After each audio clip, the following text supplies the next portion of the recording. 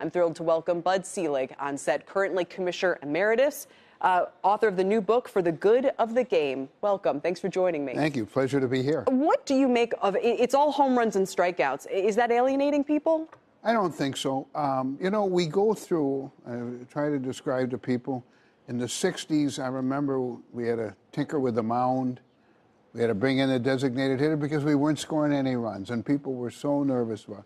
So each decade seems to bring certain changes. But no, I don't think it irritates it. I mean, we're looking at it, trying to figure out why.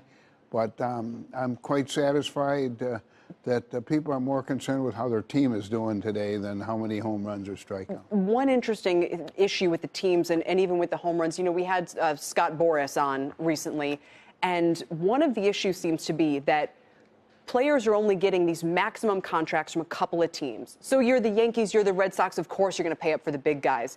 But the other teams go, we're not going to be competitive this year. Why would we pay these super high salaries? How do you fix that? Well, this isn't the first issue that Scott Boras and I have disagreed on. And he's not correct about that. As a matter of fact, if you look at overall major league salaries, I know, for instance, in the case of the Milwaukee Brewers, they have the highest payroll in their history by a good margin. And you can say the same for the Cardinals and really other teams. So what's happened is a lot of clubs are spending their money differently. They're more attuned to bringing their young players along, and they're more attuned not to be giving older people free agent contracts. But they can't even come up for those contracts until 6 years after they've already been Well, that's signed. once they start, but the fact of the matter is there still were a lot of free agents signed this year. There'll be a lot of free agents signed next year. And Scott Boras is like, frankly, a lot of people who maybe told their clients that it was going to be a much better and a much better market, and it turned out not to be. But none of that has anything to do with the club's desire to win or ability to spend money. So I can take you to a lot of small and medium market franchises who have record payrolls. So, no, I do disagree with that. Does the MLB need to shrink? I mean, look at the debate right now between Tampa Bay and Montreal. Are there too many teams? I don't think so. We settled on 30. They haven't expanded, although Commissioner Manfred is talking about expansion. But look, there'll always be some franchises not as good as others. For the most part, you got teams, even in small markets, doing extremely well. Does it need to shrink? No. You started out as with the Brewers that you were just mentioned a moment ago, right? And you got there because of kind of happenstance through your dad's car dealership that you were right. working at. This is CNBC after all. There's a question I'm dying to ask you, which is, why should the car dealership model still be with us today? Why can't Tesla just sell cars directly on the internet? Why can't TrueCar, some of these other startups that have come along, do the same thing? Isn't that, do we need this model in the 21st century? Well, that's a good thing. It's a business I've been out of now for a long time, so I'm not sure I can give you a rational answer. But I don't think the basic structure of that business will change. Why not? What's the value in it for the buyer? The value for the buyer, I do think, is that if they have a dealership, a place they've done business with for a long time, that's good for them, in service, and good for a lot of other reasons. I think it's good for the manufacturer. There may be less dealers now than there were, and so again, as I said in baseball, there may be adjustments that have to be made. Well, let's get back to baseball in that case.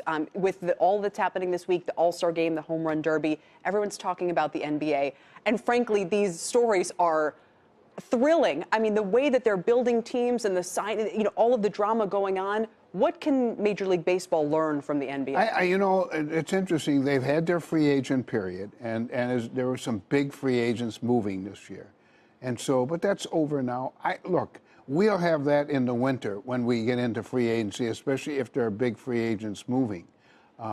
So I'm really satisfied where baseball is as a sport and as a business.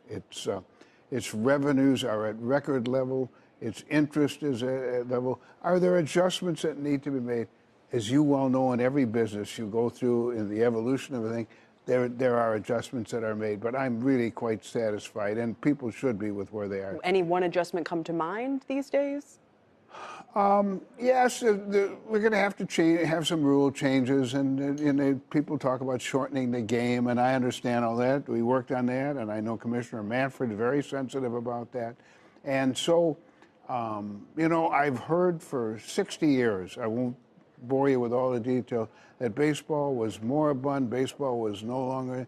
60 years later, it's bigger and healthier than you ever could have dreamed. Is sports betting going to help that or hurt it as this all becomes more legalized? Well, that's a judgment call that only the future will determine. I'm old-fashioned in that way, but there's no question, as long as you're very careful, and they are, never to let it affect the integrity of the sport. And that'll be more important than ever. Final question, analytics. Do you think it's gone too far?